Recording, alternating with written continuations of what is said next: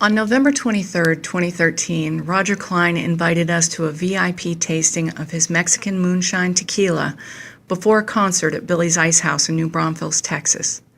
When we arrived, we were given true rock star treatment with a private tasting and interview in the Roger Clyne and the Peacemakers tour bus. Do you do cocktails at home? Yeah, very poorly. I'm pretty lazy. Every time I think I'm getting really creative with something, I blow it. You know, like oh, we got to do like clove and cinnamon and reposado, and I end up blowing it every Mess time. it all up. The only cocktail that I think is worth really pursuing that I personally made is what I call the Cheat-a-Rita. I'll use it's the end of the day, or I just got down to Mexico.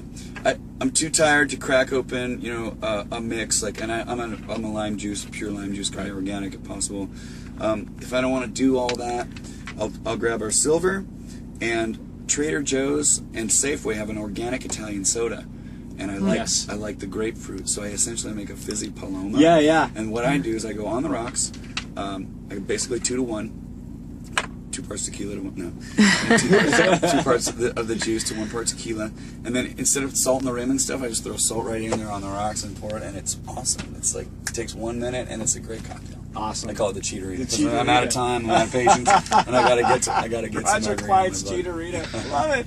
What's going on the site? And I've learned through experience not to mix the silver to taste. I used to be mix to taste guy, where I would pour and mix and stop my margarita to taste, but I've gotten so blasted because this stuff is really, really smooth. Yeah. It informs a margarita very well, but it also becomes somewhat invisible, and you got to be careful because there's not that top end spice to it.